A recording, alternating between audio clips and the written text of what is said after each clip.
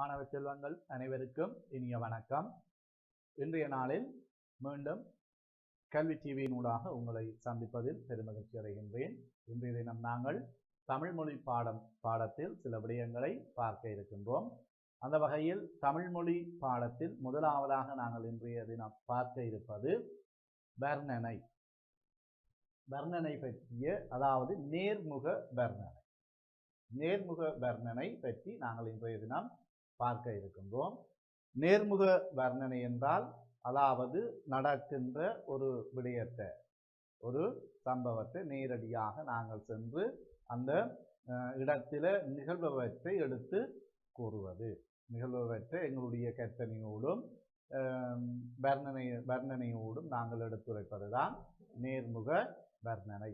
அந்த வகையில் ஒரு பேருந்து நிலையம் ஒன்றில் நடைபெற்ற ஒரு நிகழ்வு பற்றிய வர்ணனையை தான் நாங்கள் இப்பொழுது பார்க்க இருக்கிறோம்.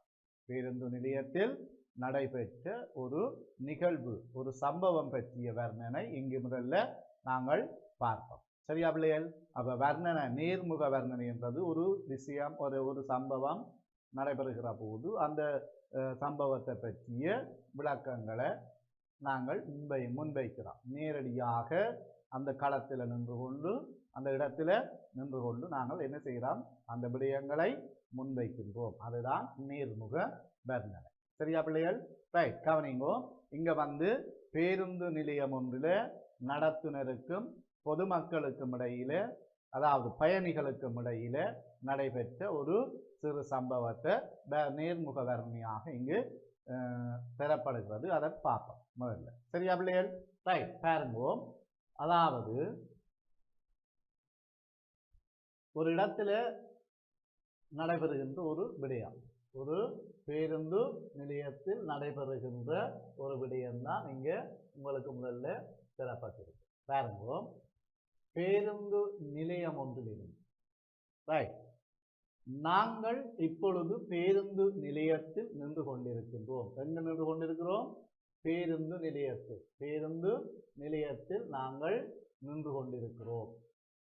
நாளை மறுதினம் புதுவருடம் என்பதால், நாளை மறுதினம் புதுவருடம் என்பதால் பேருந்து நிலையத்தில் பெருமளவான பிரயாணிகளை காண முடிகிறது. அப்ப நாளை மறுதினம் புதுவருடம், இதனால பேருந்து நிலையத்தில் நிறைய பிரயாணிகளை காண முடிகிறது. ரைட், அப்ப அதை அங்க நேரடியாக அந்த வர்ணனையாளர்கள் நேர்முக வர்ணனை செய்கின்றவர்கள் சொல்கிறார். நேர்முக வர்ணனை செய்கின்றவர் சொல்கிறார். சரியா பிள்ளையால்? என்ன, நாங்கள் இப்பொழுது பேருந்து நிலையத்தில் நின்று கொண்டிருக்கின்றோம். நாளை மறுதினம் புதுவருடம் என்பதால் பேருந்து நிலையத்தில் பெருமளவான பிரயாணிகளை காண முடிகிறது. பெருமளவான பிரயாணிகளை காண முடிகிறது.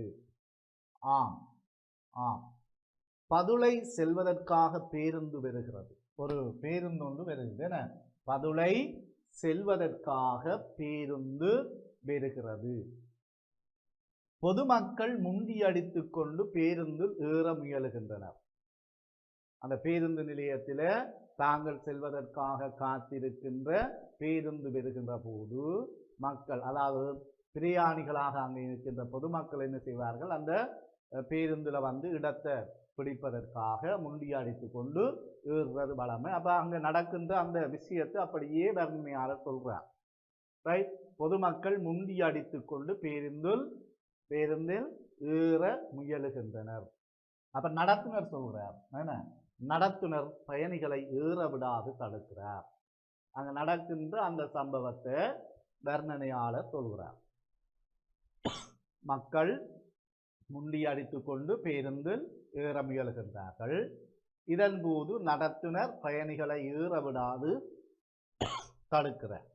சரியா? வரிசையில் நின்று வருமாறு கூறுகிறார். முண்டி அடிக்காமல் வரிசையில நின்று கொண்டு ஏறுங்கள் என்று சொல்வதாக இங்கு வர்ணனையாளர் சொல்கிறார். வரிசையில் நின்று வருமாறு கூறுகிறார். அப்போது பயணிகளுக்கும் நடத்துனருக்கும் இடையே வாய்த்தர்க்கம் நடைபெறுகிறது. வாய்த்தர்க்கம் வாய்த்தர்க்கம் நடைபெறுகிறது. சொற்பிரயோகங்கள் என வார்த்தைகளால் ஒருவருக்கொருவர் அந்த பிரியாணிகளுக்கும் நடத்தினருக்கும் இடையான மோதல். சரி, அப்ப இப்ப நடக்கிறது. இந்த இடத்திற்கு இந்த நிலைமையை கண்ட போலீசார் இருவர் இது போலீசார் என்ன செய்யணும், விரைந்து வருகின்றனர். இந்த இடத்திற்கு யார், நிலையை கண்ட அந்த பயணிகளுக்கும் நடத்துனருக்கும் இடையில வாய்த்தர்க்கம் முருகல் நிலை போய்கொண்டிருக்குது. இது அவதானித்த போலீசார் இருவர் அந்த இடத்துக்கு என்ன செய்யணும், விரைந்து வருகின்றனர். இதுதான் அந்த வர்ணனையாளர்களால் சொல்லப்பட்ட ஒரு சம்பவம் பற்றிய வர்ணனை. புது வருட பிறப்புக்காக தங்களுடைய சொந்த ஊருக்கோ அல்லது தங்களுடைய இடங்களுக்கோ செல்வதற்காக பேருந்து நிலையத்தில் வழமையாக நிற்பதை விட புது வருட பிறப்பு, தீபாவளி கொண்டாட்டம் போன்ற விசேட பண்டிகை காலங்களில் பேருந்து நிலையங்கள்லேயும் சரி, போக்குவரத்து சாலைகள் அல்லது புகையிரத நிலையங்களிலும் சரி நிறைய மக்களை காண முடியும். பிரியாணிகளை காண முடியும். அவ்வாறான ஒரு சந்தர்ப்பத்தில் தான் இந்த வர்ணனையாளர்கள் ஒரு பேருந்து நிலையத்தில் நிற்கணும். சரியா, நாளை மறுதினம் புது வருட பிறப்பு, இதனால பேருந்து நிலையத்தில் பெருமளவான மக்கள் பிரியாணிகளை காண முடியுது. சரியா, ரைட்.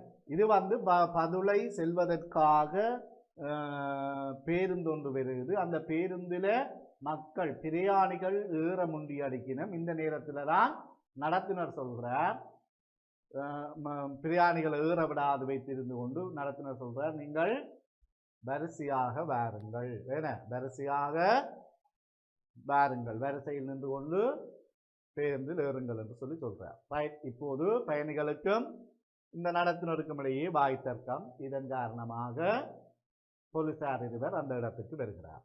ரைட். இதுதான் வர்ணனை. நடக்கின்ற ஒரு விஷயத்தை அப்படியே சொல்றது.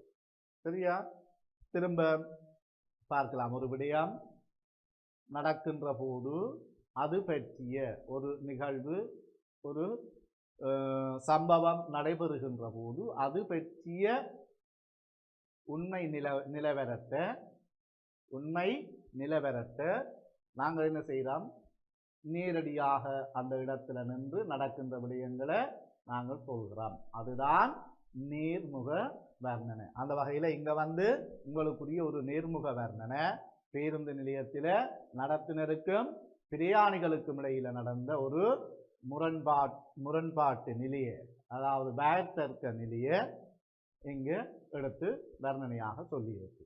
பேருந்து நிலையத்தில் வளமையாக இருக்கின்ற மக்கள் கூட்டம், பிரியாணிகள் அன்றைய தினம் புது வருட காலம், புது வருடத்துக்கு இன்னும் 2 நாட்கள் இருக்கின்ற ஒரு நிலை.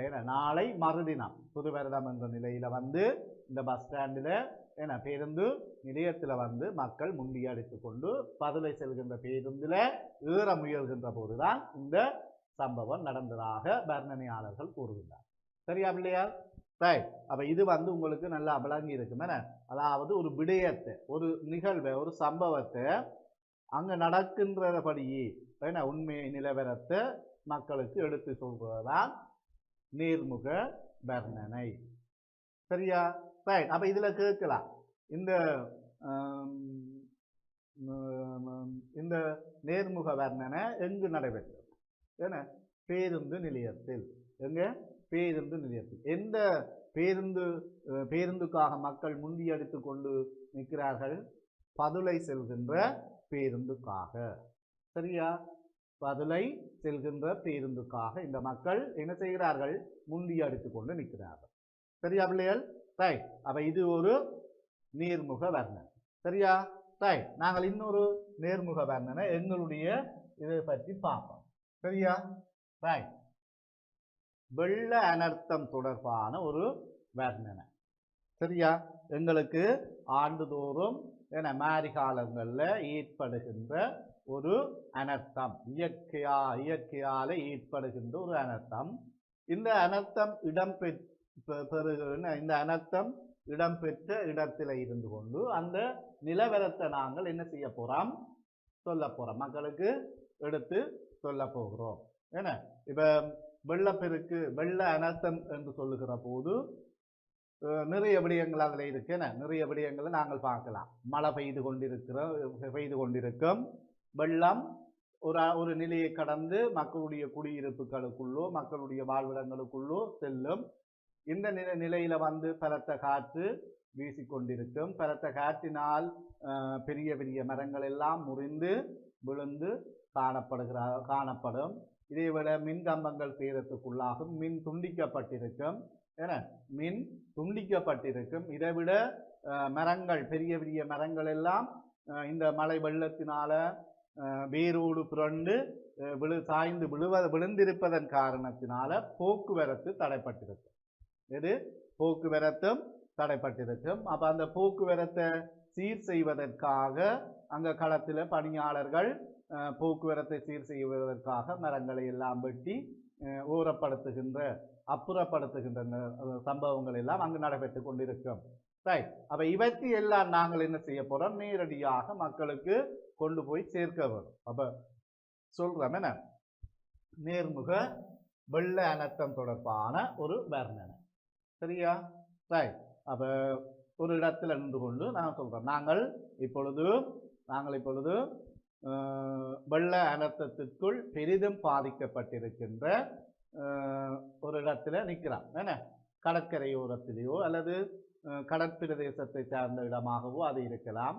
அப்ப நாங்கள் பெயரை குறிப்பிட்டு நாங்கள் சொல்லிக் கொள்ளலாம். என்ன, அப்ப வெள்ள அனர்த்தத்துக்கு உள்ளாகி இருக்கின்ற யாழ் புறநகர் பகுதியில் நாங்கள் இப்பொழுது நின்று கொண்டிருக்கின்றோம். யாழ் புறநகர் பகுதியில் நாங்கள் இப்பொழுது நின்று கொண்டிருக்கின்றோம். இந்த இடம் எங்கும் பார்க்கின்ற போது வெள்ளக்காடாக காட்சி அளிக்கிறது. மக்கள் தங்களுடைய இருப்பிடங்களை விட்டு பாதுகாப்பான இடங்களுக்கு சென்றிருப்பதன் காரணத்தினாலும் ஆங்காங்கே போக்குவரத்து தடைப்பட்டிருக்கின்ற நிலைமையையும் நாங்கள் இங்கு பார்க்கலாம். போக்குவரத்து தடைப்பட்டிருப்பதை நாங்கள் பார்க்கலாம். பெரிய பெரிய மரங்கள் வேரோடு சாய்ந்து விழுந்திருப்பதன் காரணத்தினாலும் வெள்ளம் ஊடறுத்து பாய்கின்ற நிலையினாலும் இந்த போக்குவரத்து முற்றாக தடைப்பட்டிருப்பதனை நாங்கள் காணக்கூடியதாக இருக்கிறது. சரியா? பிறகு சொல்லலாம், போக்குவரத்து சீர் செய்வதற்காக பெரிய பெரிய மரங்கள் விழுந்து கிடக்கின்ற மரங்களை எல்லாம் அப்புறப்படுத்துகின்ற செயற்பாடுகள் களத்தில் பணியாளர்கள் தங்களுடைய பணிகளை செவ்வனே செய்து கொண்டிருக்கின்றார்கள். அடுத்து வரும் சில மணி நேரங்களில் இந்த நிலைமை எவ்வாறு ஆகப் போகின்றது என்பது உறுதிப்பட தெரியப்படுத்த முடியாமல் இருக்கின்ற வேளை மக்களுடைய இருப்பிடங்களையும் அவர்களுடைய சொத்துக்கள் மற்றும் ஏனைய விடயங்களையும் கவனிப்பதற்காக பல்வேறு அதிகாரிகளும் இங்கு வருகை தந்திருக்கின்றார்கள் என்று சொல்லி எங்களுடைய நேர்முக வர்ணனையை நாங்கள் அங்கே இடத்துல நின்று கொண்டு சொல்வதாக நாங்கள் சொல்லிக்கொண்டு போகலாம். சரியா பிள்ளைகள்? அப்ப இது ஒரு சிறு சிறு சிறு சிறு வசனங்களாக 4-5 வசனங்கள் நாங்கள் எழுதக்கூடியவாறு இருக்க வேண்டும். சரியா?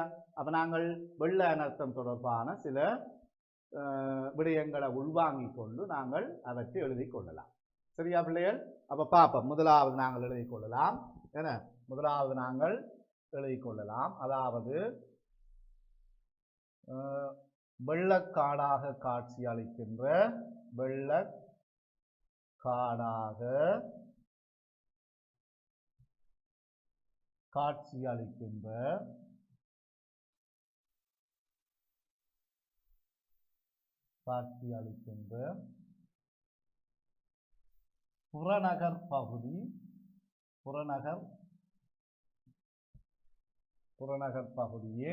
புறநகர் பகுதியின்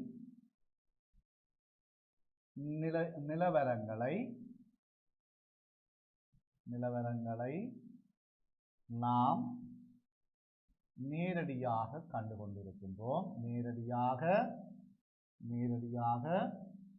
காண்கிறோம்.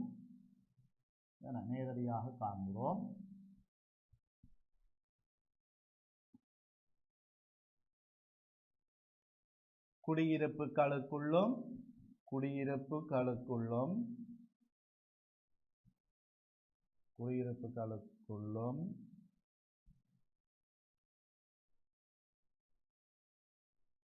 மக்களின்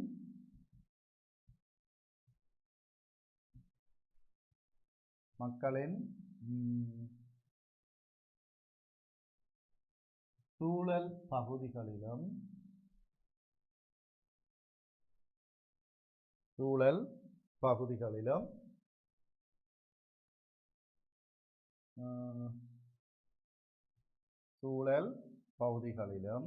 வெவ்வேறு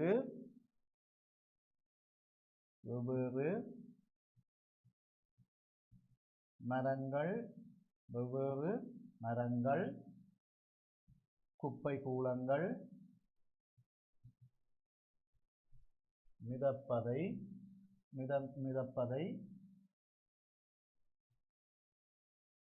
மிதப்பதையும்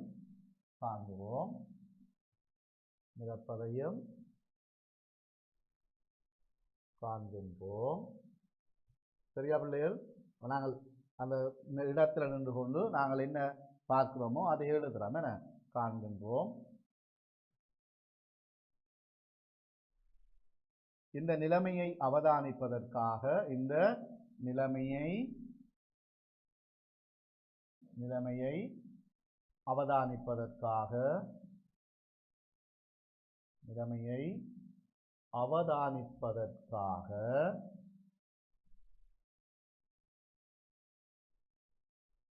அரச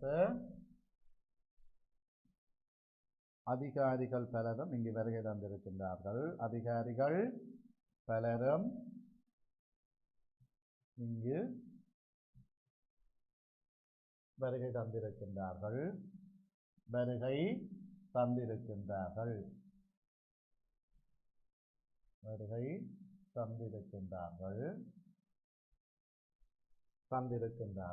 இவற்றோடு நாங்கள் பார்க்கலாம். இவற்றோடு நாங்கள் இன்னும் சொல்லலாம். என்ன? வெள்ளம் காரணமாக உயர்ந்த மரங்கள் பல வீதிக்கு குறுக்காக விழுந்து கிடக்கின்றன. இவற்றை அப்புறப்படுத்தி போக்குவரத்தை சீர்படுத்துவதற்காக பணியாளர்களும் களத்தில் தங்களுடைய பணிகளை செவ்வனே செய்து கொண்டிருக்கின்றார்கள் என்று சொல்லி எங்களுடைய இந்த நேர்முக வர்ணனையை நாங்கள் சொல்லலாம். நாங்கள் பல்வேறு விதங்களில் இதை சொல்லலாம். பல விடயங்களை உள்ளடக்கி நாங்கள் இதனை சொல்லலாம். இப்போ நாங்கள் இதில் சிறிய விடயங்களை சொல்லி இருந்தாலும் எங்களுக்கு ஏற்றது போல எங்களால் எவற்றை சொல்ல முடியுமோ அவற்றை நாங்கள் வெள்ள நிலவரம் தொடர்பான கருத்துக்கள் நிலவரங்களை எடுத்து சொல்லிக் கொள்ளலாம். சரியா பிள்ளைகள்?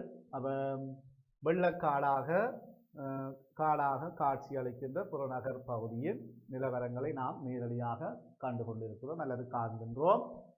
குடியிருப்புகளுக்குள்ளும் மக்களின் சூழல் பகுதிகளிலும் வெவ்வேறு மரங்கள் குப்பை கூளங்கள் மிதந்து செல்வதை நாங்கள் காண்கின்றோம்.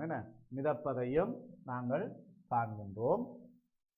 இந்த நிலைமையை அவதானிப்பதற்காக, இந்த வெள்ள நிலைமையை அவதானிப்பதற்காக அரசு அதிகாரிகள் பலரும் இங்கு வருகை தந்திருக்கின்றார்கள்.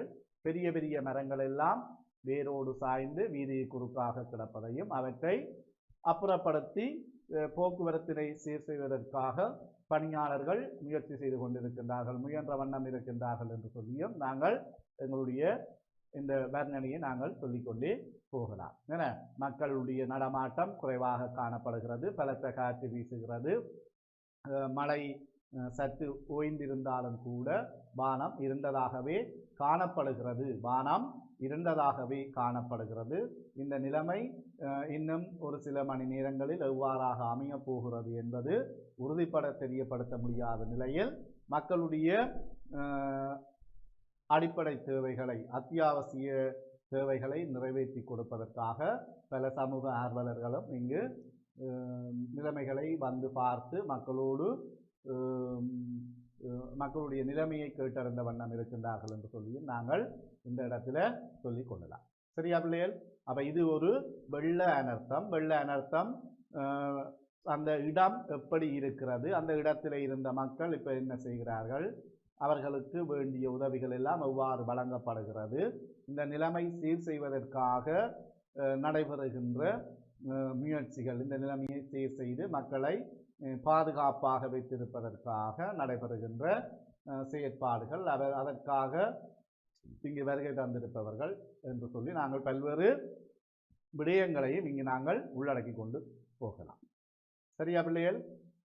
அப்போ இந்த வெள்ள அனர்த்தம் தொடர்பான வர்ணனை உங்களுக்கு நன்றாக விளங்கி இருக்கும். இதே போல வேறு வேறு வர்ணனைகளையும் நாங்கள் பார்க்கலாம். நாங்கள் இப்போ இங்கே வந்து இன்றைய நாளில் வந்து இன்னும் ஒரு வர்ணனையை நாங்கள் பார்க்க இருக்கிறோம்.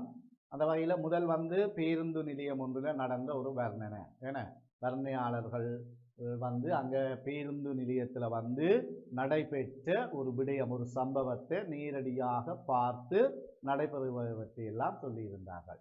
அதனை போல அடுத்து நாங்கள் வந்து பார்த்தோம் வெள்ள அனர்த்தம், வெள்ள நிலைமையை மக்களுக்கு சொல்றது. ஏன்னா அதாவது புறநகர் பகுதி ஒன்றில் ஏற்பட்டிருக்கின்ற வெள்ளப்பெருக்கு காரணமாக மக்களுடைய குடியிருப்புகள் வாழ்விடங்கள் எப்படி இருக்கிறது, இந்த நிலையில வந்து அவர்களுடைய பிரதேசம் எவ்வாறாக காட்சியளிக்கிறது, என்னென்ன நடந்தது என்றெல்லாம் நாங்கள் வர்ணனையாக சொல்லியிருக்கிறோம், நேரடியாக சொல்லியிருக்கிறோம். சரியா பிள்ளைகள்? ரைட். இனி நாங்கள் அடுத்த இன்னொரு வர்ணனையை பார்ப்போம். இன்னொரு வர்ணனையை நாங்கள் பார்த்து கொள்ளலாம். சரியா? ரைட். அப்ப இந்த வர்ணனை என்றது நேரடியாக நாங்கள் என்ன செய்கிறோம், ஒரு விடயத்தை ஒரு சம்பவத்தை பற்றிய கருத்துக்களை உண்மை நிலைவரங்களை மக்களுக்கு எடுத்து சொல்கிறோம். ஏன்னா அது நேரடி வர்ணனை என்று சொல்லி அதனை நாங்கள் சொல்லிக் கொள்ளலாம். சரியா பிள்ளைகள்? நேரடி வர்ணனை என்று சொல்லி நாங்கள் அதனை சொல்லி கொள்ள முடியும். ரைட். நாங்கள் இப்ப இன்னொரு வர்ணனைக்குள்ள போவோம். சரி, இப்ப நாங்கள் 2 வர்ணனைகள் பார்த்திருக்கிறோம். அதுல வர்ணனைகள் என்றது பற்றிய வர்ணனைகள் என்றது பற்றிய சில விடயங்களையும் பார்க்க இருக்கிறோம். அப்ப மக்களுடைய அதாவது பொதுமக்களினுடைய அன்றாட வாழ்வினுடைய சில சம்பவங்களை நேரடியாக நாங்கள் சொல்கிறோம். அவர்கள் படுகின்ற இடர்கள் என அவர்களுடைய வாழ்வியல் சார்ந்த விடயங்களை நாங்கள் சொல்லலாம் வர்ணையாக. ரைட். அப்போ இதில் வந்து முதல் நாங்கள் பார்த்தோம் ஏன்னா ஒரு கள வர்ணனை. ஏன்னா களத்தில் அதாவது ஒரு இடத்துல இருந்து கொண்டு வர்ணனை செய்கிறோம். ரைட். இதே போல நாங்கள் அடுத்தது வந்து பார்த்தோம் வெள்ள அனர்த்தம், அனர்த்தம் தொடர்பான வெள்ள அனர்த்த வர்ணனை, அனர்த்தம் தொடர்பான வர்ணனையை நாங்கள் செய்தோம். சரி, அப்ப இதை விட நாங்கள் திருவிழாக்கள் தொடர்பான திருவிழாக்கள் தொடர்பான வர்ணனையை செய்யலாம். ஏன்னா ஒரு பண்டிகை தொடர்பான வர்ணனையை செய்யலாம். பண்டிகை காலத்தில் மக்களுடைய செயற்பாடுகள் ஒரு குறித்த ஒரு பிரதேசத்து மக்களை எடுத்துக்கொண்டு அந்த இடத்துல வந்து நடைபெறுகின்ற சம்பவங்களை நாங்கள் என்ன செய்யலாம், நேரடி வர்ணனையாக சொல்லி கொள்ள முடியும். ஏன்னா திருவிழா காலங்களில் வந்து தேர் திருவிழா, தீர்த்த திருவிழா என இப்படி திருவிழாக்களை வர்ணனை செய்கிறது, நேர்முக வர்ணனை செய்கிற விடயங்களையும் நாங்கள் பார்த்திருக்கிறோம், கேட்டிருக்கிறோம். சரியா பிள்ளைகள்? அப்ப இவ வந்து அங்க நடக்கின்ற சம்பவங்களை நிகழ்வுகளை சொல்லிக் கொள்கிறோம். சரியா பிள்ளைகள்? ரைட். அப்ப வர்ணனையை நாங்கள் இப்ப இங்க பார்த்திருக்கிறோம். சரியா? ரைட். இனி நாங்கள் அடுத்ததாக பார்க்க போறது வெண்ணிலா. ஏன்னா வெண்ணிலா பற்றிய பாடல்கள், நிலா பற்றிய பாடல்களை தான் இங்க பாடல்களை இங்கு நாங்கள் பார்க்க இருக்கிறோம். சரியா பிள்ளைகள்? ரைட். பார்ப்போம். பாருங்க, வெண்ணிலாவே அதாவது ஒரு பாடல் இங்கு இரண்டு வரிகளாக பெறப்பட்டிருக்கிற ஒரு பாடலையே இங்கே நான் வந்து பிரித்து தந்திருக்கிறேன், பார்த்து கொள்வோம். சரியா பிள்ளைகள்? பாருங்க வடிவா. இது விளக்கில் ஒரு விளக்கா வெண்ணிலாவே. இது விளக்கு சூரியன் சந்திரன், அதில் ஒன்றுதான் வெண்ணிலா. இரா கால தொழி கொடுப்பாய் வெண்ணிலாவே. இரவு, அதான் இரா காலம் இரவு வேளை, இரவு வேளையில ஒளி கொடுக்கின்ற வெண்ணிலாவே, இரவு வேளையில ஒளி கொடுக்கின்ற வெண்ணிலாவே, வெண்மை என வெண்ணிலாவே. சூரியன் போய் மறைந்த பின்பு, சூரியன் போய் மறைந்த பின்பு வெண்ணிலாவே தூய ஒளி, தூய்மையான ஒளி பரப்பிடுவாய் வெண்ணிலாவே, தூய்மையான ஒளியினை இந்த உலகிற்கு தந்திடுவாய் வெண்ணிலாவே. சரியா? தயிர்கடலில், எது? தயிர்கடலில் வெண்ணெய் போல, எதிலே? தயிர்கடல், தயிர்கடலில அதாவது பாலில் எடுக்கிறான். தயிர்கடலில் வெண்ணெய் போல, தயிர்கடலில் வெண்ணெய் போல வெண்ணிலாவே தனி விசும்பி தவழ்ந்திடுவாய், தவழ்ந்திடுவாய் வெண்ணிலாவே. விசும்பு ஆகாயம், தனியாக இந்த ஆகாயத்தில் நீ அந்த வெண்ணெய் மாதிரி, அதாவது தயிர்கடலில எடுக்கின்ற வெண்ணெய் போலவே நீ நீந்திடுவாய், தனி விசும்பி தவழ்ந்திடுவாய் என உலவிடுவாய் என்று சொல்லி இங்க சொல்லப்படுது. ரைட்? அப்ப இங்க வெண்ணிலா, நிலா பற்றிய, சந்திரன் பற்றிய ஒரு அழகான பாடல், என அழகான ஒரு பாடல். இரு விளக்கில் ஒரு விளக்காம் வெண்ணிலாவே, எது இரு விளக்கும்? சூரியனும் சந்திரனும். அதுல ஒன்றுதான் இந்த நிலா. நிலாவுக்கு என்ன பேர்? சந்திரன் என்று சொல்லி சொல்றாங்க. இவர் இராக்கால தொழி கொடுப்பாய். எப்ப? இரவு வேளைகளில தான் இந்த நிலாவிடம், இரவில பூமிக்கு ஒளி கொடுப்பவர் இந்த நிலா. ஏன்னா இராக்கால தொழி கொடுப்பாய் வெண்ணிலாவே என பாருங்க. சூரியன் போய் மறைந்த பின்பு, சூரியன் தன்னுடைய அதாவது பகல் வேளையில இந்த வானத்தில இருந்து கொண்டு பூமி முழுக்க ஒளி கொடுக்கின்ற சூரியன் தன்னுடைய வேலை முடிந்து மறைகின்றதன் பிற்பாடு, மறைந்ததன் பிற்பாடு இந்த பூமிக்கு தூய்மையான ஒளியை, நல்ல பசுமையான அந்த ஒளியை எங்களுக்கு பெறுவதற்காக யார் வார? தூய ஒளி பெறப்பிடுவாய். யார்? இந்த வெண்ணிலா. சரியா? வெண்ணிலா என்று சொல்லி சந்திரனை சொல்றான். ரைட்? சரி, பிறகு பாருங்க சொல்றார் கவிஞர், தயிர்கடலில், இந்த பாடலாசிரியர் தயிர்கடலில் வெண்ணெய் போல, தயிர்கடலில வெண்ணெய், என பாலில நாங்கள் வைத்து எடுக்கின்ற அந்த தயிரை கடைந்து வெண்ணெய் எடுப்பது போல, வெண்ணெயை தயிரை கடைந்து வெண்ணெய் எடுத்தாற் போல எப்படி இருக்குமோ அதனை போல தனி விசும்பி, என இதுல தனி ஆகாயத்தில், ஒரு தனியாக இருக்கின்ற நீ, அதான் தனி விசும்பி, தனி ஆகாயத்தில் தவழ்ந்திடுவாய், உலவிடுவாய் வெண்ணிலாவே. சரியா? அப்ப வெண்ணிலவினுடைய அழகு, வெண்ணிலவினுடைய அழகு என, அதாவது ஆகாயத்தில் இருக்கின்ற இரு சுடர்கள், சூரிய சந்திரர், இதுல இரா காலத்தில் ஒளி கொடுக்கின்ற ஒன்றாக இந்த சந்திரன் சொல்லப்படுகிறார். இரா காலத்தில் ஒளி கொடுக்கின்ற ஒன்றாக நிலா சொல்லப்படுகிறது. சரியா பிள்ளைகள்? அவ இரா கால ஒளி கொடுப்பாய் வெண்ணிலாவே தூய ஒளி பெறப்பிடுவாய் என, இரா கால ஒளி கொடுப்பாய் வெண்ணிலாவே சூரியன் போய் மறைந்த பின்பு வெண்ணிலாவே தூய ஒளி பெறப்பிடுவாய் வெண்ணிலாவே. இந்த பாடல் அடிக்கல வடிவா மனனம் செய்யுங்கோ என, மனனம் செய்து பிறகு பாடலடி இடைவிட்ட இடத்துக்கு பொருத்தமான சொற்களை வைத்து பாடலை பூரணப்படுத்துறதுக்கு அது உதவும். ரைட்? சரியா பிள்ளைகள்? வடிவா இந்த பாடலடிகளை மனனம் செய்து கொள்ளுங்க. ரைட்? இனி நாங்கள் அடுத்த பாடலடியை இதே இதில் அடுத்த வரிகளை பார்ப்போம். இந்த பாட்டினுடைய அடுத்த மூன்று, அதாவது மூன்று சூடி, அதாவது இரண்டு வரிகளாக திறப்பட்ட பாடல். அடுத்த மூன்று விடயங்களை பார்க்கிறோம். பாருங்க. பெண்கள் முகம் போல் பெறுவாய் வெண்ணிலாவே புறையாகி வளர்ந்திடுவாய் வெண்ணிலாவே, எண்ணிரண்டு கிளையுடனே வெண்ணிலாவே எழுந்து நிலா பொழிந்திடுவாய் வெண்ணிலாவே, வளர்ந்த பின்பு தேய்ந்திடுவாய் வெண்ணிலாவே வறுமை செல்வம் உனக்கு உண்டோ வெண்ணிலாவே. அதாவது உலக நிலைப்பாடு என எல்லோருக்கும் பொதுவாக இருக்கின்ற ஒருவர் இந்த நிலா. என பல்வேறு விடயங்கள் பொதுமையாக இருக்கின்றன. சூரியன், சந்திரன், வானம், காற்று, இப்படி நாங்கள் சொல்லிக்கொண்டே போகலாம். பொதுவாகன விடயங்கள். என ரைட்? பாருங்கள், வெண்ணிலாவுக்கு சொல்ற பெண்கள் முகம் போல் பெறுவாய்.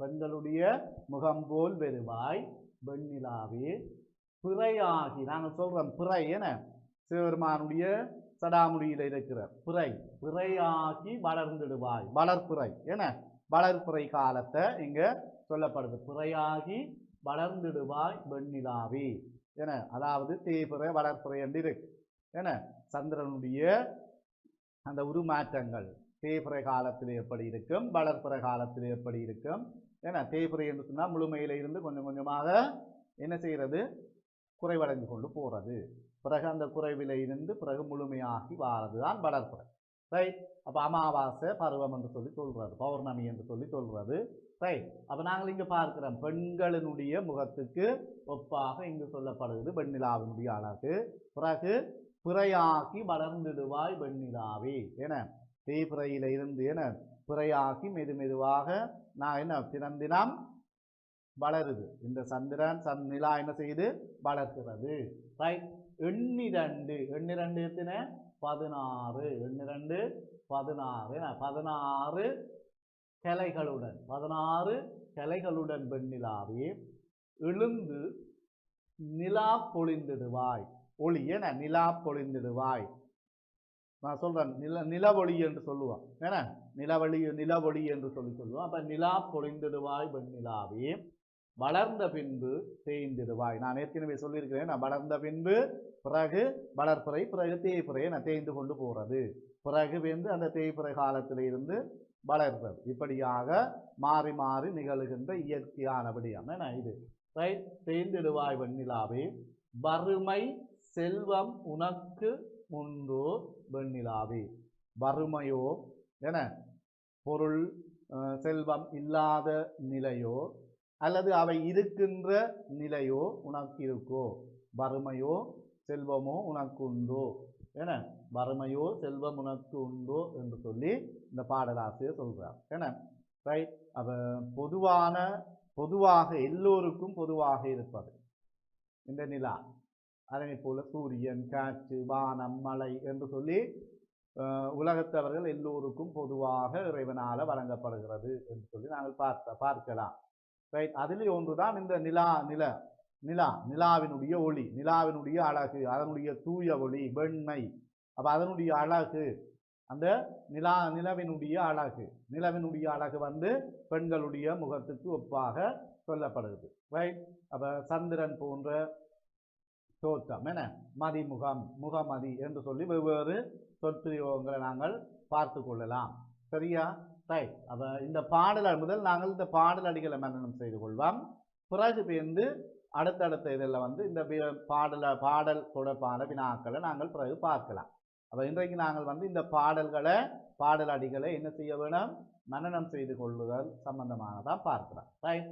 அப்ப பெண்கள் முகம் போல் வெறுவாய் வெண்ணிலாவே பிறையாகி வளர்ந்திடுவாய் வெண்ணிலாவே எண்ணிரண்டு கிளையுடனே வெண்ணிலாவே எழுந்து நிலா பொழிந்திடுவாய் வெண்ணிலாவே வளர்ந்த பின்பு தேய்ந்திடுவாய் வெண்ணிலாவே வறுமை செல்வம் உனக்கு உண்டோ வெண்ணிலாவே என எந்த ஒரு நிலையும் அந்த நிலவுக்கு இல்லை அது தன்னுடைய பாட்டில இயற்கையாக இறைவனால படைக்கப்பட்டது இறைவன் படைக்கின்ற போது எந்தெந்த செயற்பாடு நடைபெற வேண்டும் என்று படைத்தாரோ அதே போல அந்த தன்னுடைய செயற்பாடுகளை தன்னுடைய இயல்பான விடயங்களை செய்து கொண்டிருக்குது இந்த வெண்ணிலா சரியா ரைட் பாருங்க அடுத்த வரிகளை ஒரு நாளில் மறைந்திடுவாய் வெண்ணிலாவே ஒளியின்றி வாடுவமே வெண்ணிலாவே ஒரு நாள் ஏன்னா அமாவாசை இருக்குன்னு சொல்றேன் அப்ப அங்க வந்து அவர் மறைஞ்சிடுவார் அப்ப மறைஞ்சிடுகின்ற நேரம் இந்த உலகம் முழுவதும் பூமி முழுவதும்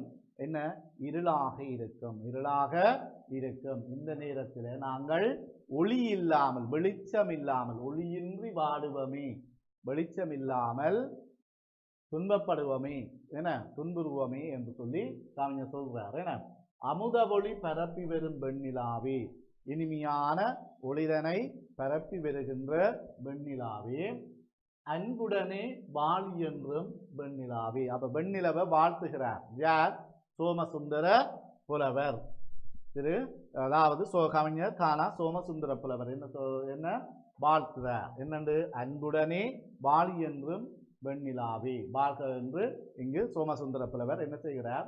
வாழ்கிறார்.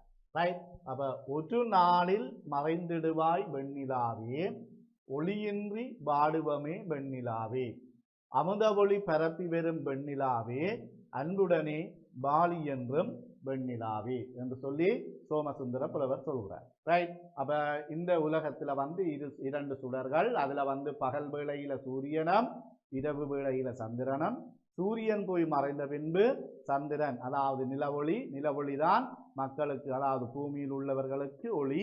இந்த தூய ஒளியை பரப்புகின்ற சந்திரனுடைய நிலை என சந்திரனுடைய அழகு தோற்றத்தை பற்றி இந்த கவிஞர் அழகழகாக சொல்வதை நாங்கள் பார்க்கலாம். சரியா? அழகழகாக சொல்லி இருப்பதை நாங்கள் இங்க இந்த இடத்துல என்ன செய்யலாம்? பார்க்கலாம்.